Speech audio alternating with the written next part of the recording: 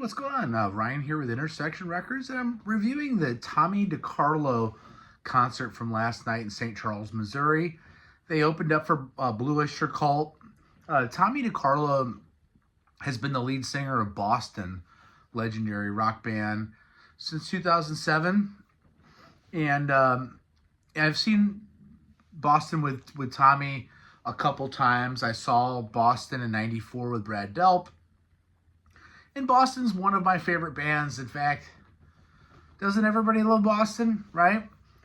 And, you know, I've seen Blue Oyster Cult many times, and I was kind of considering not going to the show last night. Couple takeaways. Always go see Blue Oyster Cult when you get a chance to. They're incredible. I'll put a link to my review of that concert in the description below. And after last night, if Tommy DeCarlo and his band are anywhere near, you need to go see Tommy DeCarlo's version of basically Boston. Now, Tommy DeCarlo, he's 59 years old. Tom Scholz from Boston found him doing MySpace videos back around the time when Brad Delp died. They were doing a tribute concert, and Tom reached out to him, said, hey, why don't you do a song at the tribute? Well, that went really well, and they rebooted Boston with Tommy. And, you know, Tommy grew up a Boston fan. It was his favorite band. Not only did he grow up a Boston fan, but he studied the vocals and the way that Brad Delp sings. Brad Delp, you know, one of the great things about Boston, one of the great things about bands like Journey and bands like Kansas and bands like Boston is that they have signature frontmen with signature voices.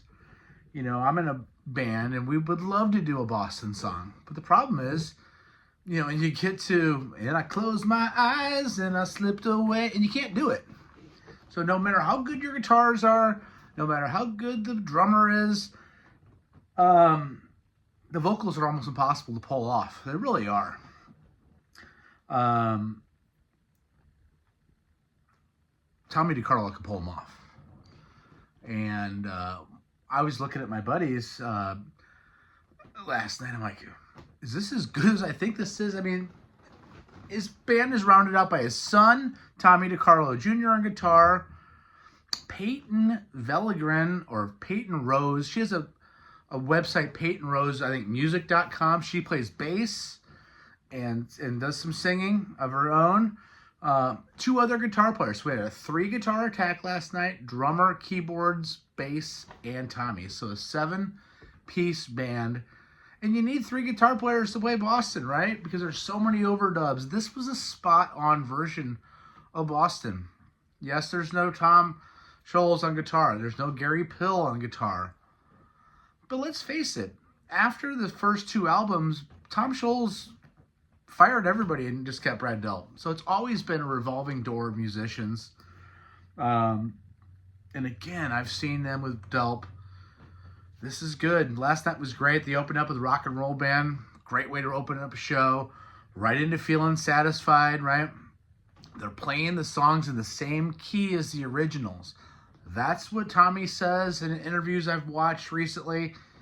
Tommy wants to honor this and not dumb it down for the fans, because the fans want to hear those songs and they want to hear them in the same key so that we can have those memories, so that we can feel that music the way that it's supposed to be done. He works with his diet and his lifestyle to be as good a shape as he can be vocally, and it was fantastic.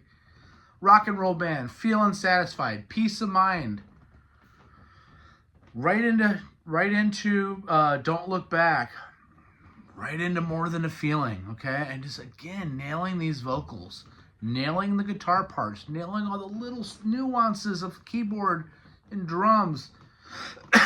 And guitar playing, again, every note. Then we kind of cool things off with a couple songs off of Third Stage. Amanda, you know, say what you want about Third Stage. And let's be frank about the albums. The first album's a classic. Every song's perfect. As good as Don't Look Back is, it's no debut. It's a fall off from the debut, and maybe Third Stage is a fall off from there, but still, I think the first 3 albums are pretty damn solid. We get Amanda, of course. We get Cool the Engines. I'll